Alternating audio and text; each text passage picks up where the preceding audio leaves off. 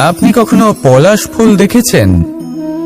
কি সুন্দর দেখতে, লাল রক্তবর্ণ, উজ্জ্বল, কিন্তু এতে কোনো সুগন্ধ নেই।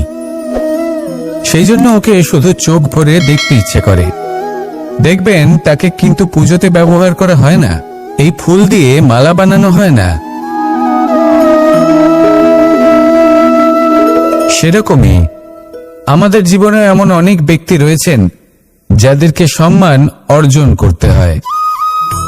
যদি আপনি কোনো উচ্চ বংশে জন্ম নিয়ে থাকেন এবং আপনার কাছে সবকিছু থাকে, ধন ঐশ্বর্য থাকে, সবকিছু আপনি আগে থেকেই পেয়ে গেছেন, তাও কিন্তু এই সংসার আপনাকে সম্মান দেবে না। ততক্ষণ পর্যন্ত দেবে না যতক্ষণ না আপনি নিজের অন্তরে গুণ জাগ্রত করছেন, শ্রেষ্ঠ কর্ম করছেন, নিজের অন্তরে ইতিবাচক মনোভাবের এই সুবাস জাগ্রত করছেন। যদি এসব কিছু করেন তাহলে এই সংসার আপনাকে সম্মান দেবে। এবার এটা আপনার উপরে নির্ভরশীল যে আপনি কি পলাশ ফুলের মতো হতে চান, নাকি অন্য কোনো ফুল হয়ে উঠতে চান যার সুবাস আছে, যে নিজের সুবাস এই সারা পৃথিবীতে ছড়িয়ে দেয়। আসুন আমার সাথে ভালোবেসে বলুন, রাধা রাধা। এই সংসারে ভৌতিক বস্তুরও নিয়তি আছে।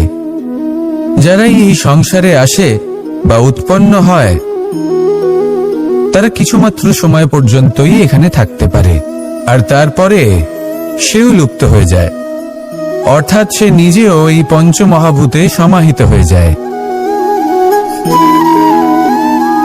আমাদের সাথেও ঠিক এটাই হয়। সেই জন্যই ঈশ্বর দ্বারা প্রদত্ত এই উপহারের বিষয়ে ভাবুন, এই জীবনের বিষয়ে ভাবুন। ঠিক যেমন বিশ্বাস ভঙ্গ হলে কোনো ব্যক্তি আমাদের কাছে অপরিচিত হয়ে যান, ঠিক সেরকমই শেষ নিঃশ্বাস ত্যাগের পর এই শরীরও আমাদের কাছে পরই হয়ে যায়।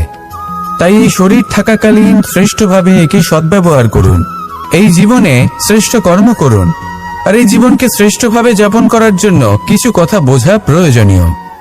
যদি আপনি কারোর প্রশংসা করেন তাহলে পূর্ণ হৃদয় দিয়ে করুন। যদি আপনি হস্তক্ষেপ করে থাকেন তাহলে মস্তিষ্ক দ্বারা করুন। যদি আপনি সমীক্ষা করেন তাহলে বিবেক দ্বারা করুন। যদি আপনি ধন অর্জন করতে চান তাহলে নীতি অনুসারে চলুন। যদি জীবনযাপন করতে চান তাহলে রীতি মেনে করুন। আর যদি ঈশ্বরের ভজন করতে চান তাহলে ভক্তিভাব নিয়ে করুন। শুধু এই কথা মনে রাখবেন যে আপনার এই জীবন কিন্তু অনিশ্চিত কাল পর্যন্তই আছে। কতক্ষণ আছে সেটা কেউ জানে না। তাই কিছু মুহূর্ত যেটা যাপন করতে আমরা এখানে এসেছি, সেখানে ক্রোধ, অহংকার, ঈর্ষা, এইসব আবেগের কি গুরুত্ব বলুন তো? এগুলো ত্যাগ করুন। মানুষকে ক্ষমা করতে শিখুন। আস্তে আস্তে বিশ্বাস করতে শিখুন। এই সংসারে নিঃস্বার্থভাবে প্রেম করতে শিখুন আর সবার মধ্যে আনন্দ বিতরণ করুন। তাই এই সব গুণ যদি আপনি আত্মসাৎ করতে পারেন তাহলে আপনার জীবনে শুধু আনন্দ এবং আনন্দই বিরাজমান হবে। আসুন আমার সাথে ভালোবেসে বলুন, রাধা রাধা। জল, জলই পৃথিবীতে বেঁচে থাকার জন্য আবশ্যক তো বটেই, কিন্তু এই জল আমাদের একটা অত্যন্ত গুরুত্বপূর্ণ শিক্ষা প্রদান করে। কখনো এই জলকে দেখেছেন? যে পরিস্থিতিতেই এই জল প্রবাহিত হোক না কেন, এর উপর যা কিছুই প্রভাব থাকুক না কেন, এর পথে যতই বাধা আসুক না কেন, তার মধ্যে থেকে ও নিজের পথ ঠিক বের করে নেয়, কিন্তু নিজের প্রবাহ থামতে দেয় না, ক্রমাগত অগ্রসর হতে থাকে। সেরকমই একটা শিক্ষা যেটা আমরা জল থেকে পেয়ে থাকি তা হলো এটা, আমরা যখন জলের দিকে তাকাই তখন আমরা নিজের প্রতিবিম্ব দেখি, স্পষ্টভাবে দেখতে পাই। কিন্তু তখনই দেখতে পাই যখন এই জল শান্ত থাকে, স্থির থাকে। যদি এই জল অশান্ত হয়ে থাকে, স্থির না হয়, তাহলে আমরা এতে নিজের প্রতিবিম্ব দেখতে পাই না। এটাই আমাদের মনের সাথেও হয়ে থাকে। যখনই জীবনে কোনো সংকট আসে, যদি আমরা শান্ত মনে, স্থির মনে সিদ্ধান্ত নিই, তাহলে সেটা এমন একটা শীতল সিদ্ধান্ত হবে যেটা আমাদের ভবিষ্যৎকে একটা শ্রেষ্ঠ স্থানে নিয়ে যাবে। যদি মন অশান্ত হয়, বিচলিত হয়, পীড়িত হয়, দুঃখিত হয়ে থাকে, রুষ্ট হয়ে থাকে, তাহলে অনেক সময় আমরা এমন সিদ্ধান্ত নিই যেটা আমাদের জন্য অনুচিত প্রমাণিত হয়। যখন আপনি ক্রুদ্ধ ছিলেন বা দুঃখের বশে ছিলেন, তখন অনেক সময় হয়তো এমন সিদ্ধান্ত নিয়েছেন যেটার জন্য ভবিষ্যতে আপনি অনুশোচনা করেছেন। এবার দেখুন, এই আবেগগুলো থেকে আমরা পালাতে পারবো না, কিন্তু এই আবেগগুলো আপনার উপর কতটা প্রভাব ফেলবে সেটা আমরা অবশ্যই ঠিক করতে পারি। এই মনকে আমরা নিয়ন্ত্রণ করতে পারি। এটাই করুন, চিন্তা করুন, এই মনকে শান্ত রাখুন, স্থির হতে চেষ্টা করুন, আর তারপরে সিদ্ধান্ত নিন। আসুন আমার সাথে ভালোবেসে বলুন, রাধা রাধা। আপনি কি কখনো নৌকা যাত্রা করেছেন? করে না থাকলেও নিশ্চয়ই দেখেছেন যে এই জল যা নিজের অন্তরে সব কিছু সমাহিত করে নিতে পারে, এই নৌকা সেই জলের ওপরেই ভেসে থাকে। নদীর স্রোত কাটিয়ে সে সামনে অগ্রসর হয়। কিন্তু যদি এই নৌকায় কোনো ছিদ্র হয়, তাহলে কিন্তু সেই নৌকা ডুবে যাবে। আর এতে কোনো তফাৎ হবে না যে সেই ছিদ্র ছোট নাকি বড়, নৌকা ডুবে যাবে। এই ছিদ্র হলো আমাদের জীবনে আমাদের অপগুণ, আমাদের দোষ, আমাদের বিকার। কখনো এটা ভাববেন না যে এই দোষ খুবই ছোট, হইতে কিছুই যাবে আসবে না। না, সেই ছোট দোষ, সেই ছোট বিকার যদি সেটাকে শুধরে না নেন, তাহলে সেটা আপনাকে আপনার পতনের দিকে নিয়ে যাবে। শেষ পর্যন্ত এটা আপনার উপর নির্ভরশীল যে আপনি কি চান। আপনার জীবনের এই নৌকা এভাবেই ডুবে যেতে দেখবেন, নাকি নিজেকে শুধরে নিয়ে সেই নৌকার সেই ছিদ্রটাকে ভরিয়ে তুলতে চাইবেন? নির্বাচন আপনার। আসুন আমার সাথে ভালোবেসে বলুন, রাধা রাধা। আমরা সবাই পাথর দেখেছি, পর্বতও দেখেছি, শুকনো পাতাও দেখেছি, শ্যামল বনানীও দেখেছি। কখনো ভেবেছেন পাথরের অস্তিত্ব কিন্তু ততক্ষণ পর্যন্ত যতক্ষণ সে পর্বতের গায়ে আটকে থাকে। যখন সেই পর্বত থেকে সেই পাথর ভিন্ন হয়ে যায় ও নিজের অস্তিত্ব হারিয়ে ফেলে, আস্তে আস্তে কখনো পাথর কেটে বা কখনো পিষ্ট হয়ে সেই পাথর আস্তে আস্তে মাটিতে পরিণত হয় এবং পূর্ণরূপে নিজের অস্তিত্ব হারিয়ে ফেলে। এটাই পাতার সাথেও হয়। এই পাতা যতক্ষণ গাছের ডালের সাথে যুক্ত ততক্ষণ তার অস্তিত্ব থাকে। যখনই ডাল থেকে বিচ্ছিন্ন হয়, সেও নিজের অস্তিত্ব হারিয়ে ফেলে। আর এটাই আমাদের সাথেও হয়। যতক্ষণ আমরা নিজেদের আপনজনের সাথে যুক্ত থাকি, আমাদের অস্তিত্ব বজায় থাকে। যখন আপনজনদের সাথে সম্পর্ক ছিন্ন করি, তখন আমরাও আমাদের অস্তিত্ব হারিয়ে ফেলি। এবার এই সংসারের প্রত্যেক ব্যক্তি স্বতন্ত্র থাকতে চান, আর অনেক ব্যক্তি স্বতন্ত্র থাকবেন বলে আপনজনদের দূরে করে দেন আর তাদের সাথে এই সম্পর্ক ছিন্ন করেন। এটা কি সত্যি প্রয়োজন?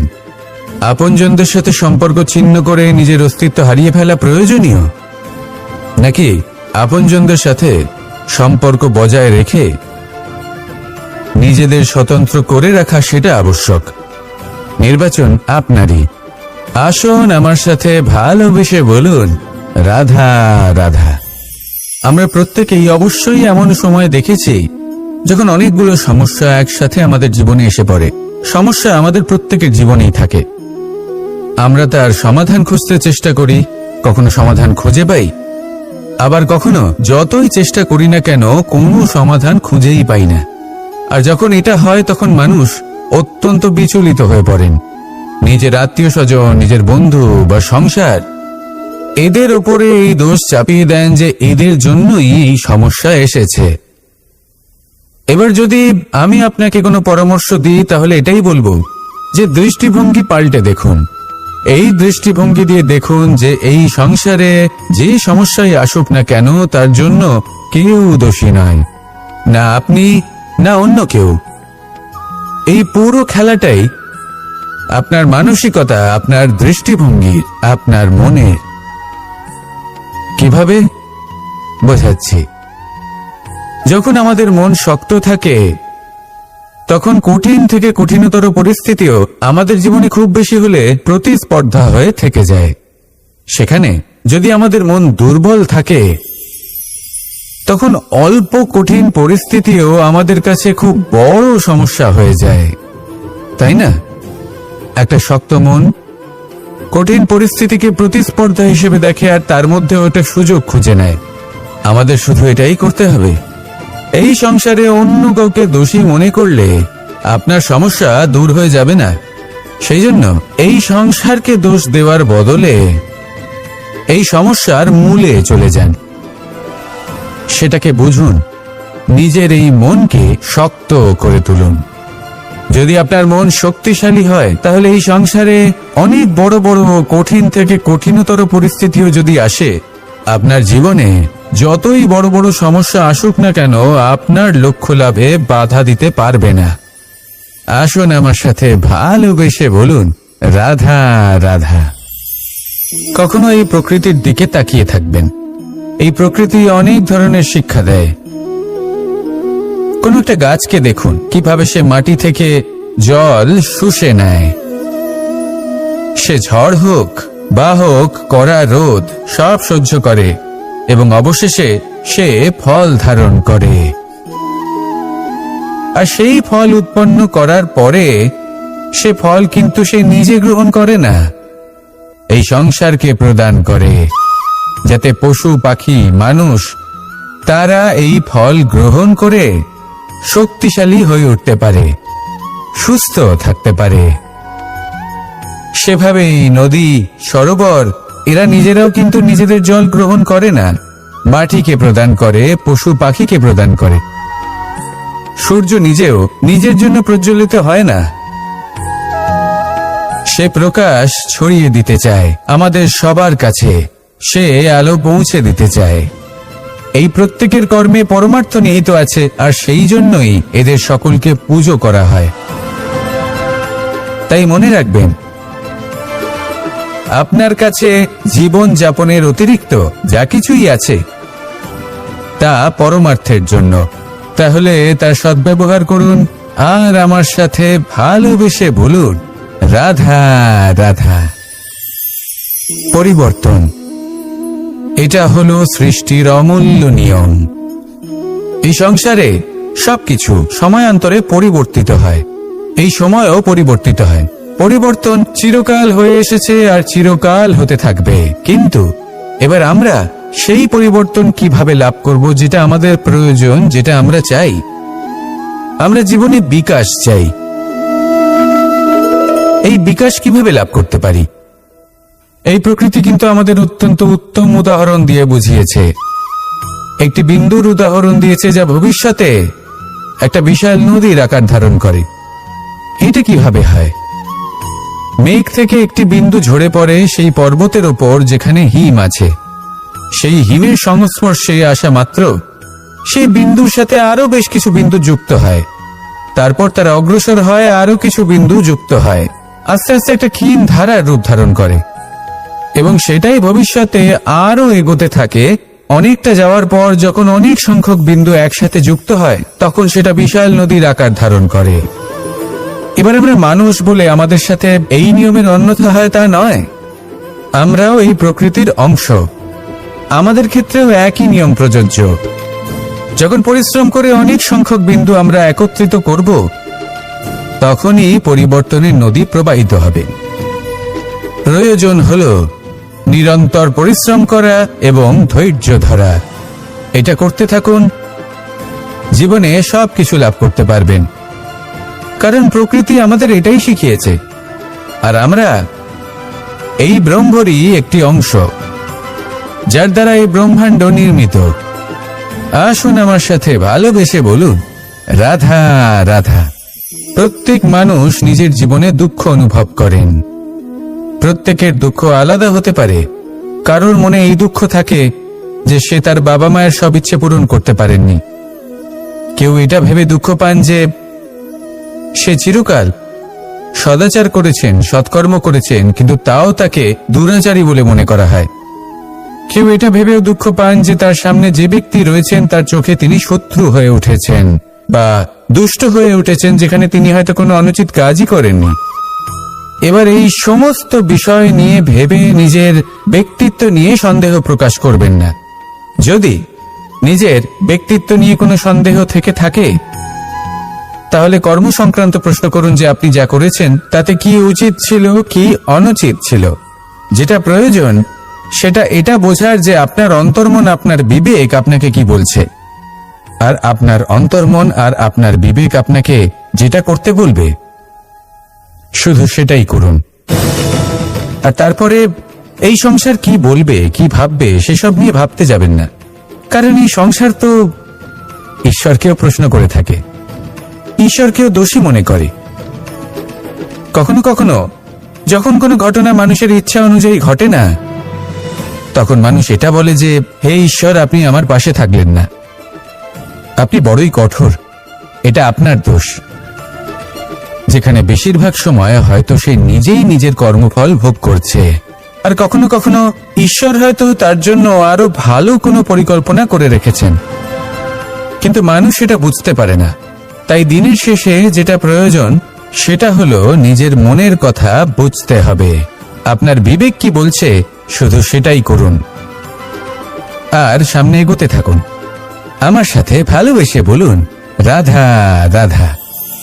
পাশা নামক এই খেলাটি আপনারা নিশ্চয়ই খেলেছেন, না খেলে থাকলে দেখেছেন, আর যদি দেখেও না থাকেন তাহলে নিশ্চিত রূপে শুনেছেন। মহাভারতের এই মহাযুদ্ধ কোথাও না কোথাও এই পাশা নামক খেলার কারণে হয়েছিল। পাশার এই বিচিত্র খেলা, দান, এইসবের কারণে কেউ নিজের মাথায় রাজ মুকুট পরিধান করেছিলেন, আবার সেখানে পরাজিত হওয়ার জন্য কাউকে বনবাস ভোগ করতে হয়েছিল। কিন্তু এই খেলা সমাপ্ত হওয়ার পরে সমস্ত ঘটি আর এই পাশার ছক একই পুটলিতে স্থান পেল। এটাই হলো আমাদের জীবন। এই সংসারে আমরা জয় পরাজয়ের বিষয়ে এতটাই ভাবি, এত চিন্তা করি যে এই জীবনের খেলার আনন্দটাই উপভোগ করতে পারি না। আর অবশেষে কি হয়? কেউ জয়ী হন, কেউ পরাজিত হন, কিন্তু দুজনেই একই স্থানে পৌঁছে যান। প্রত্যেক ব্যক্তি মৃত্যুর পরে একটি নির্দিষ্ট স্থানেই পৌঁছতে বাধ্য, কিন্তু ততক্ষণ এই জীবন, এই খেলা, তার আনন্দ উপভোগ করুন। এই সংসারে সেই ব্যক্তি শ্রেষ্ঠ স্থানে পৌঁছতে পেরেছেন যিনি এই সংসারকে প্রকাশ প্রদান করেছেন, যিনি কখনো জয় পরাজয় এ বিষয়ে ভাবেননি, শুধু এই জীবনের খেলার আনন্দ উপভোগ করেছেন। এটাই আপনিও করুন, আর আমার সাথে ভালোবেসে বলুন রাধা রাধা। আমরা সকলে সামাজিক জীব। মানুষের সাথে দেখা সাক্ষাৎ করা এটা চিরকালই চলতে থাকে। আমরা কখনো কাউকে উপহার দিই, আবার কখনো কেউ আমাদের উপহার দেয়। কখনো কি এমন হয়েছে যে আপনি কাউকে একটা উপহার দিয়েছেন, কিছু সময় পরে বা কিছু মাস পরে সেই উপহারই ঘুরে ফিরে আপনার কাছেই এসেছে, অর্থাৎ সেই বস্তুটাই আপনার কাছে আবার ফিরে এলো? এরকম হয়। ছেলেবেলায় একদিন একজনের বিবাহ ছিল, তখন মা তাকে একটা উপহার দিতে চাইছিলেন, তাই তিনি একটা পোশাক বানালেন আর সেটাকে সুসজ্জিত করছিলেন। আমি দেখলাম আর জিজ্ঞেস করলাম যে মা, এই পোশাক এত সুসজ্জিত করার কি আছে? তখন মা বললেন যে কানাই, কখনো কাউকে এমনই উপহার দেবে, এমন প্রকারে দেবে যে সেটা যদি আবার ঘুরে ফিরে তোমার কাছে ফিরে আসে তাহলে যেন তোমার খারাপ না লাগে। এটাই কিন্তু হয় আমাদের ব্যবহারের সাথে, কর্মের সাথেও এবং আমাদের কথার সাথেও। তেমনই আচরণ করবেন যে আচরণ আপনি সহ্য করতে পারবেন। যদি মুখ থেকে কটু কথা বেরোতে থাকে তখন নিজেকে সংযত করে নিন। সেই শব্দই প্রয়োগ করুন যেটা আপনি তার বদলে শুনতে চাইবেন, এবং আপনার দুঃখও হবে না। কারণ আপনার কর্ম এমন একটা উপহার যেটা আবার ঘুরে ফিরে ফলস্বরূপ আপনার কাছেই আসবে। সেই জন্য নিজের আচরণ শুভ করুন, নিজের মানসিকতা শুভ করুন, নিজের মুখ থেকে মধুর বাণী মিশ্রিত করুন, আর এইভাবে মধুরভাবে বলুন রাধা রাধা। এই সংসারে একটা শব্দ আছে যার বিষয়ে মানুষ অত্যাধিক চিন্তা ভাবনা করে, আর সেই শব্দ হলো অস্তিত্ব, পরিচয়। প্রত্যেক ব্যক্তি এই সংসারে নিজের অস্তিত্ব গড়তে চায়, আর ছোট থেকে এটাই হয়। যখন আমরা শ্রেণীকক্ষে যাই, পড়তে যাই, তখন আমরা এটাই ভাবি যে আমরা নিজেদের অস্তিত্ব গড়ব, সুনাম অর্জন করব। সকল ব্যক্তি যাতে এটাই বলে যে এই হলো সর্বশ্রেষ্ঠ ছাত্র, আর এটাই আমাদের পরিচয়। কার্যক্ষেত্রেও আমরা ঠিক এটাই চেষ্টা করি, পরিশ্রম করতে থাকি এবং ভবিষ্যতে গিয়ে আমরা নিজেদের পরিচয় খুঁজে পাই। পরিচয়ের সাথে সাফল্য আসে, আর সাফল্যের সাথে আসে অস্তিত্ব। আর যখন এই দুটি সংযুক্ত হয়, তখন মানুষ অসফলতার কথা ভেবে ভয়ভীত হয়ে পড়ে, আর এটা ভাবতে থাকে যে যদি আমি অসফল হই তাহলে সেই পরিচিতির কি হবে, সেই নামের কি হবে, সেই সবকিছু যে আমি অর্জন করেছি তার কি হবে।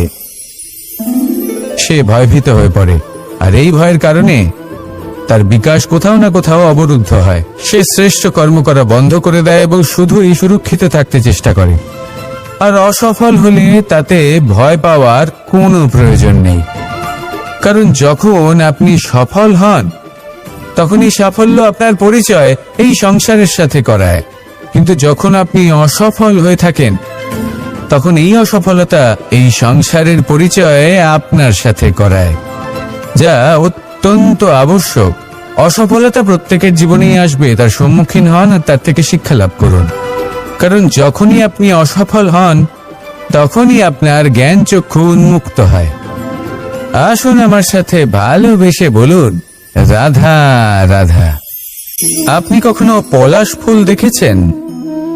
কি সুন্দর দেখতে, লাল রক্তবর্ণ, উজ্জ্বল, কিন্তু এতে কোনো সুগন্ধ নেই। সেই জন্য ওকে শুধু চোখ ভরে দেখতে ইচ্ছে করে। দেখবেন তাকে কিন্তু পুজোতে ব্যবহার করা হয় না, এই ফুল দিয়ে মালা বানানো হয় না। সেরকমই আমাদের জীবনে এমন অনেক ব্যক্তি রয়েছেন যাদেরকে সম্মান অর্জন করতে হয়। যদি আপনি কোনো উচ্চ বংশে জন্ম নিয়ে থাকেন এবং আপনার কাছে সবকিছু থাকে, ধন ঐশ্বর্য থাকে, সবকিছু আপনি আগে থেকেই পেয়ে গেছেন, তাও কিন্তু এই সংসার আপনাকে সম্মান দেবে না।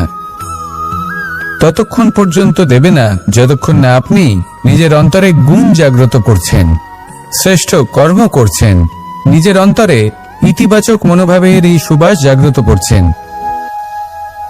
যদি এসব কিছু করেন তাহলে এই সংসার আপনাকে সম্মান দেবে। এবার এটা আপনার উপরে নির্ভরশীল যে আপনি কি পলাশ ফুলের মতো হতে চান, নাকি অন্য কোনো ফুল হয়ে উঠতে চান যার সুবাস আছে, যে নিজের সুবাস এই সারা পৃথিবীতে ছড়িয়ে দেয়। আসুন আমার সাথে ভালোবেসে বলুন, রাধা রাধা। এই সংসারে ভৌতিক বস্তুরও নিয়তি আছে। যারাই এই সংসারে আসে বা উৎপন্ন হয় তারা কিছুমাত্র সময় পর্যন্তই এখানে থাকতে পারে, আর তারপরে সেও লুপ্ত হয়ে যায়, অর্থাৎ সে নিজেও এই পঞ্চমহাভূতে সমাহিত হয়ে যায়। আমাদের সাথেও ঠিক এটাই হয়। সেই জন্যই ঈশ্বর দ্বারা প্রদত্ত এই উপহারের বিষয়ে ভাবুন, এই জীবনের বিষয়ে ভাবুন। ঠিক যেমন বিশ্বাস ভঙ্গ হলে কোনো ব্যক্তি আমাদের কাছে অপরিচিত হয়ে যান, ঠিক সেরকমই শেষ নিঃশ্বাস ত্যাগের পর এই শরীরও আমাদের কাছে পরই হয়ে যায়। তাই এই শরীর থাকাকালীন শ্রেষ্ঠভাবে একে সদ্ব্যবহার করুন, এই জীবনে শ্রেষ্ঠ কর্ম করুন। আর এই জীবনকে শ্রেষ্ঠভাবে যাপন করার জন্য কিছু কথা বোঝা প্রয়োজনীয়। যদি আপনি কারোর প্রশংসা করেন তাহলে পূর্ণ হৃদয় দিয়ে করুন। যদি আপনি হস্তক্ষেপ করে থাকেন তাহলে মস্তিষ্ক দ্বারা করুন। যদি আপনি সমীক্ষা করেন তাহলে বিবেক দ্বারা করুন। যদি আপনি ধন অর্জন করতে চান তাহলে নীতি অনুসারে চলুন। যদি জীবন যাপন করতে চান তাহলে রীতি মেনে করুন। আর যদি ঈশ্বরের ভজন করতে চান তাহলে ভক্তিভাব নিয়ে করুন। শুধু এই কথা মনে রাখবেন যে আপনার এই জীবন কিন্তু অনিশ্চিত কাল পর্যন্তই আছে। কতক্ষণ আছে সেটা কেউ জানে না। তাই কিছু মুহূর্ত যেটা যাপন করতে আমরা এখানে এসেছি, সেখানে ক্রোধ, অহংকার, ঈর্ষা, এই এইসব আবেগের কি গুরুত্ব বলুন তো? এগুলো ত্যাগ করুন, মানুষকে ক্ষমা করতে শিখুন, আস্তে আস্তে বিশ্বাস করতে শিখুন, এই সংসারে নিঃস্বার্থভাবে প্রেম করতে শিখুন আর সবার মধ্যে আনন্দ বিতরণ করুন। তাই এই সব গুণ যদি আপনি আত্মসাৎ করতে পারেন, তাহলে আপনার জীবনে শুধু আনন্দ এবং আনন্দই বিরাজমান হবে। আসুন আমার সাথে ভালোবেসে বলুন, রাধা রাধা। জল, জল এই পৃথিবীতে বেঁচে থাকার জন্য আবশ্যক তো বটেই, কিন্তু এই জল আমাদের একটা অত্যন্ত গুরুত্বপূর্ণ শিক্ষা প্রদান করে। কখনো এই জলকে দেখেছেন? যে পরিস্থিতিতেই এই জল প্রবাহিত হোক না কেন, এর উপর যা কিছুই প্রভাব থাকুক না কেন, এর পথে যতই বাধা আসুক না কেন, তার মধ্যে থেকে ও নিজের পথ ঠিক বের করে নেয়, কিন্তু নিজের প্রবাহ থামতে দেয় না, ক্রমাগত অগ্রসর হতে থাকে। সেরকমই একটা শিক্ষা যেটা আমরা জল থেকে পেয়ে থাকি, তা হলো এটা: আমরা যখন জলের দিকে তাকাই তখন আমরা নিজের প্রতিবিম্ব দেখি, স্পষ্টভাবে দেখতে পাই, কিন্তু তখনই দেখতে পাই যখন এই জল শান্ত থাকে, স্থির থাকে।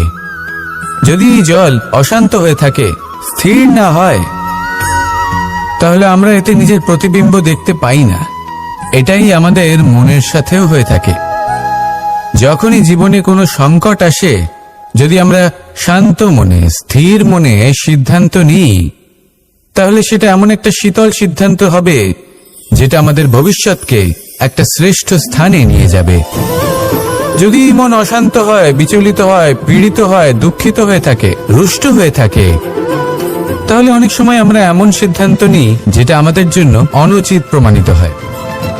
যখন আপনি ক্রুদ্ধ ছিলেন বা দুঃখের বশে ছিলেন, তখন অনেক সময় হয়তো এমন সিদ্ধান্ত নিয়েছেন যেটার জন্য ভবিষ্যতে আপনি অনুশোচনা করেছেন। এবার দেখুন, এই আবেগগুলো থেকে আমরা পালাতে পারবো না, কিন্তু এই আবেগগুলো আপনার উপর কতটা প্রভাব ফেলবে সেটা আমরা অবশ্যই ঠিক করতে পারি। এই মনকে আমরা নিয়ন্ত্রণ করতে পারি। এটাই করুন, চিন্তা করুন, এই মনকে শান্ত রাখুন, স্থির হতে চেষ্টা করুন, আর তারপরে সিদ্ধান্ত নিন। আসুন আমার সাথে ভালোবেসে বলুন, রাধা রাধা। আপনি কি কখনো নৌকা যাত্রা করেছেন? করে না থাকলেও নিশ্চয়ই দেখেছেন যে এই জল, যা নিজের অন্তরে সব কিছু সমাহিত করে নিতে পারে, এই নৌকা সেই জলের ওপরেই ভেসে থাকে।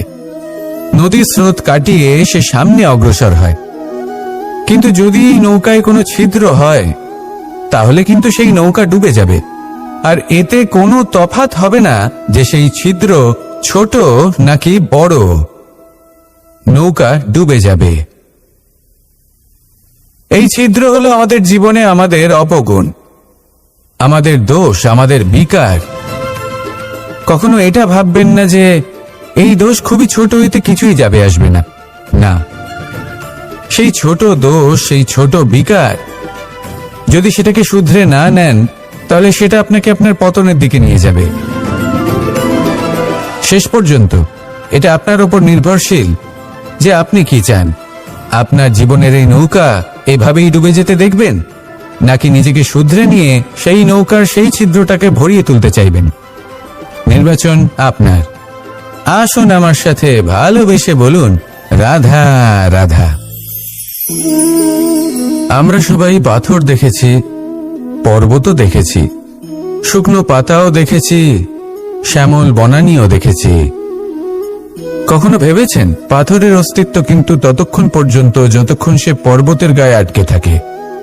যখন সেই পর্বত থেকে সেই পাথর ভিন্ন হয়ে যায় ও নিজের অস্তিত্ব হারিয়ে ফেলে, আস্তে আস্তে কখনো পাথর কেটে বা কখনো পিষ্ট হয়ে সেই পাথর আস্তে আস্তে মাটিতে পরিণত হয় এবং পূর্ণরূপে নিজের অস্তিত্ব হারিয়ে ফেলে। এটাই পাতার সাথেও হয়। এই পাতা যতক্ষণ গাছের ডালের সাথে যুক্ত, ততক্ষণ তার অস্তিত্ব থাকে। যখনই ডাল থেকে বিচ্ছিন্ন হয়, সেও নিজের অস্তিত্ব হারিয়ে ফেলে। আর এটাই আমাদের সাথেও হয়। যতক্ষণ আমরা নিজেদের আপনজনের সাথে যুক্ত থাকি, আমাদের অস্তিত্ব বজায় থাকে। যখন আপনজনদের সাথে সম্পর্ক ছিন্ন করি, তখন আমরাও আমাদের অস্তিত্ব হারিয়ে ফেলি। এবার এই সংসারের প্রত্যেক ব্যক্তি স্বতন্ত্র থাকতে চান। আর অনেক ব্যক্তি স্বতন্ত্র থাকবেন বলে আপনজনদের দূরে করে দেন আর তাদের সাথে এই সম্পর্ক ছিন্ন করেন। এটা কি সত্যি প্রয়োজন? আপনজনদের সাথে সম্পর্ক ছিন্ন করে নিজের অস্তিত্ব হারিয়ে ফেলা প্রয়োজনীয়, নাকি আপনজনদের সাথে সম্পর্ক বজায় রেখে নিজেদের স্বতন্ত্র করে রাখা সেটা আবশ্যক? নির্বাচন আপনারই। আসুন আমার সাথে ভালোবেসে বলুন, রাধা রাধা। আমরা প্রত্যেকেই অবশ্যই এমন সময় দেখেছি যখন অনেকগুলো সমস্যা একসাথে আমাদের জীবনে এসে পড়ে। সমস্যা আমাদের প্রত্যেকের জীবনেই থাকে। আমরা তার সমাধান খুঁজতে চেষ্টা করি, কখনো সমাধান খুঁজে পাই, আবার কখনো যতই চেষ্টা করি না কেন কোনো সমাধান খুঁজেই পাই না। আর যখন এটা হয় তখন মানুষ অত্যন্ত বিচলিত হয়ে পড়েন। নিজের আত্মীয় স্বজন, নিজের বন্ধু বা সংসার, এদের ওপরে এই দোষ চাপিয়ে দেন যে এদের জন্যই এই সমস্যা এসেছে। এবার যদি আমি আপনাকে কোনো পরামর্শ দিই তাহলে এটাই বলবো যে দৃষ্টিভঙ্গি পাল্টে দেখুন। এই দৃষ্টিভঙ্গি দিয়ে দেখুন যে এই সংসারে যে সমস্যাই আসুক না কেন তার জন্য কেউ দোষী নয়, না আপনি না অন্য কেউ। এই পুরো খেলাটাই আপনার মানসিকতা, আপনার দৃষ্টিভঙ্গি, আপনার মনে। কিভাবে বোঝাচ্ছি? যখন আমাদের মন শক্ত থাকে তখন কঠিন থেকে কঠিনতর পরিস্থিতিও আমাদের জীবনে খুব বেশি হলে প্রতিস্পর্ধা হয়ে থেকে যায়।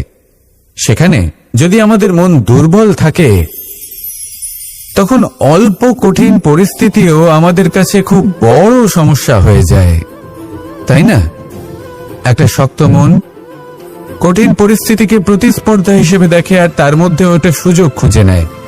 আমাদের শুধু এটাই করতে হবে। এই সংসারে অন্য কাউকে দোষী মনে করলে আপনার সমস্যা দূর হয়ে যাবে না। সেই জন্য এই সংসারকে দোষ দেওয়ার বদলে এই সমস্যার মূলে চলে যান, সেটাকে বুঝুন, নিজের এই মনকে শক্ত করে তুলুন। যদি আপনার মন শক্তিশালী হয় তাহলে এই সংসারে অনেক বড় বড় কঠিন থেকে কঠিনতর পরিস্থিতিও যদি আসে, আপনার জীবনে যতই বড় বড় সমস্যা আসুক না কেন আপনার লক্ষ্য লাভে বাধা দিতে পারবে না। আসুন আমার সাথে ভালোবেসে বলুন, রাধা রাধা। কখনো এই প্রকৃতির দিকে তাকিয়ে থাকবেন। এই প্রকৃতি অনেক ধরনের শিক্ষা দেয়। কোন একটা গাছকে দেখুন কিভাবে সে মাটি থেকে জল শুষে নেয়। সে ঝড় হোক বা হোক কড়া রোদ সব সহ্য করে এবং অবশেষে সে ফল ধারণ করে। আর সেই ফল উৎপন্ন করার পরে সে ফল কিন্তু সে নিজে গ্রহণ করে না, এই সংসারকে প্রদান করে, যাতে পশু পাখি মানুষ তারা এই ফল গ্রহণ করে শক্তিশালী হয়ে উঠতে পারে, সুস্থ থাকতে পারে। সেভাবেই নদী, সরোবর এরা নিজেরাও কিন্তু নিজেদের জল গ্রহণ করে না, মাটিকে প্রদান করে, পশু পাখিকে প্রদান করে। সূর্য নিজেও নিজের জন্য প্রজ্বলিত হয় না, সে প্রকাশ ছড়িয়ে দিতে চায় আমাদের সবার কাছে, সে আলো পৌঁছে দিতে চায়। এই প্রত্যেকের কর্মে পরমার্থ নিহিত আছে, আর সেই জন্যই এদের সকলকে পুজো করা হয়। তাই মনে রাখবেন, আপনার কাছে জীবন যাপনের অতিরিক্ত যা কিছুই আছে তা পরমার্থের জন্য। তাহলে তার সদ্ব্যবহার করুন আর আমার সাথে ভালোবেসে বলুন, রাধা রাধা। পরিবর্তন, এটা হলো সৃষ্টির অমূল্য নিয়ম। এই সংসারে সবকিছু সময়ান্তরে পরিবর্তিত হয়, এই সময়ও পরিবর্তিত হয়। পরিবর্তন চিরকাল হয়ে এসেছে আর চিরকাল হতে থাকবে। কিন্তু এবার আমরা সেই পরিবর্তন কিভাবে লাভ করব যেটা আমাদের প্রয়োজন, যেটা আমরা চাই? আমরা জীবনে বিকাশ চাই। এই বিকাশ কিভাবে লাভ করতে পারি?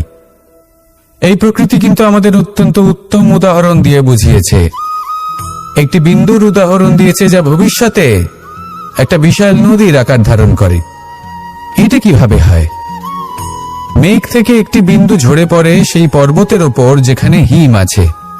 সেই হিমের সংস্পর্শে আসা মাত্র সেই বিন্দুর সাথে আরো বেশ কিছু বিন্দু যুক্ত হয়। তারপর তারা অগ্রসর হয়, আরো কিছু বিন্দু যুক্ত হয়, আস্তে আস্তে একটা ক্ষীণ ধারার রূপ ধারণ করে এবং সেটাই ভবিষ্যতে আরো এগোতে থাকে। অনেকটা যাওয়ার পর যখন অনেক সংখ্যক বিন্দু একসাথে যুক্ত হয় তখন সেটা বিশাল নদীর আকার ধারণ করে। এবার আমরা মানুষ বলে আমাদের সাথে এই নিয়মের অন্যথা হয় তা নয়। আমরাও এই প্রকৃতির অংশ, আমাদের ক্ষেত্রেও একই নিয়ম প্রযোজ্য। যখন পরিশ্রম করে অনেক সংখ্যক বিন্দু আমরা একত্রিত করব তখনই পরিবর্তনের নদী প্রবাহিত হবে। প্রয়োজন হলো নিরন্তর পরিশ্রম করা এবং ধৈর্য ধরা। এটা করতে থাকুন, জীবনে সবকিছু লাভ করতে পারবেন। কারণ প্রকৃতি আমাদের এটাই শিখিয়েছে, আর আমরা এই ব্রহ্মরই একটি অংশ, যার দ্বারা এই ব্রহ্মাণ্ড নির্মিত। আসুন আমার সাথে ভালোবেসে বলুন, রাধা রাধা। প্রত্যেক মানুষ নিজের জীবনে দুঃখ অনুভব করেন। প্রত্যেকের দুঃখ আলাদা হতে পারে। কারোর মনে এই দুঃখ থাকে যে সে তার বাবা মায়ের সব ইচ্ছে পূরণ করতে পারেননি। কেউ এটা ভেবে দুঃখ পান যে সে চিরকাল সদাচার করেছেন, সৎকর্ম করেছেন, কিন্তু তাও তাকে দুরাচারী বলে মনে করা হয়। কেউ এটা ভেবেও দুঃখ পান যে তার সামনে যে ব্যক্তি রয়েছেন তার চোখে তিনি শত্রু হয়ে উঠেছেন বা দুষ্ট হয়ে উঠেছেন, যেখানে তিনি হয়তো কোনো অনুচিত কাজই করেননি। এবার এই সমস্ত বিষয় নিয়ে ভেবে নিজের ব্যক্তিত্ব নিয়ে সন্দেহ প্রকাশ করবেন না। যদি নিজের ব্যক্তিত্ব নিয়ে কোনো সন্দেহ থেকে থাকে তাহলে কর্ম সংক্রান্ত প্রশ্ন করুন যে আপনি যা করেছেন তাতে কি উচিত ছিল, কি অনুচিত ছিল। যেটা প্রয়োজন সেটা এটা বোঝার যে আপনার অন্তর্মন, আপনার বিবেক আপনাকে কি বলছে, আর আপনার অন্তর্মন আর আপনার বিবেক আপনাকে যেটা করতে বলবে শুধু সেটাই করুন। আর তারপরে এই সংসার কি বলবে, কি ভাববে সেসব নিয়ে ভাবতে যাবেন না। কারণ এই সংসার তো ঈশ্বরকেও প্রশ্ন করে থাকে, ঈশ্বরকেও দোষী মনে করে। কখনো কখনো যখন কোনো ঘটনা মানুষের ইচ্ছা অনুযায়ী ঘটে না, তখন মানুষ এটা বলে যে হে ঈশ্বর, আপনি আমার পাশে থাকলেন না, আপনি বড়ই কঠোর, এটা আপনার দোষ। যেখানে বেশিরভাগ সময় হয়তো সে নিজেই নিজের কর্মফল ভোগ করছে। আর কখনো কখনো ঈশ্বর হয়তো তার জন্য আরো ভালো কোনো পরিকল্পনা করে রেখেছেন, কিন্তু মানুষ সেটা বুঝতে পারে না। তাই দিনের শেষে যেটা প্রয়োজন সেটা হলো নিজের মনের কথা বুঝতে হবে। আপনার বিবেক কি বলছে শুধু সেটাই করুন আর সামনে এগোতে থাকুন। আমার সাথে ভালোবেসে বলুন, রাধা রাধা। পাশা নামক এই খেলাটি আপনারা নিশ্চয়ই খেলেছেন, না খেলে থাকলে দেখেছেন, আর যদি দেখেও না থাকেন তাহলে নিশ্চিত রূপে শুনেছেন। মহাভারতের এই মহাযুদ্ধ কোথাও না কোথাও এই পাশা নামক খেলার কারণে হয়েছিল। পাশার এই বিচিত্র খেলা, দান, এইসবের কারণে কেউ নিজের মাথায় রাজ মুকুট পরিধান করেছিলেন, আবার সেখানে পরাজিত হওয়ার জন্য কাউকে বনবাস ভোগ করতে হয়েছিল। কিন্তু এই খেলা সমাপ্ত হওয়ার পরে সমস্ত ঘটি আর এই পাশার ছক একই পুটলিতে স্থান পেল। এটাই হলো আমাদের জীবন। এই সংসারে আমরা জয় পরাজয়ের বিষয়ে এতটাই ভাবি, এত চিন্তা করি যে এই জীবনের খেলার আনন্দটাই উপভোগ করতে পারি না। আর অবশেষে কি হয়? কেউ জয়ী হন, কেউ পরাজিত হন, কিন্তু দুজনেই একই স্থানে পৌঁছে যান। প্রত্যেক ব্যক্তি মৃত্যুর পরে একটি নির্দিষ্ট স্থানেই পৌঁছতে বাধ্য, কিন্তু ততক্ষণ এই জীবন, এই খেলা, তার আনন্দ উপভোগ করুন। এই সংসারে সেই ব্যক্তি শ্রেষ্ঠ স্থানে পৌঁছতে পেরেছেন যিনি এই সংসারকে প্রকাশ প্রদান করেছেন, যিনি কখনো জয় পরাজয় এ বিষয়ে ভাবেননি, শুধু এই জীবনের খেলার আনন্দ উপভোগ করেছেন। এটাই আপনিও করুন আর আমার সাথে ভালোবেসে বলুন, রাধা রাধা।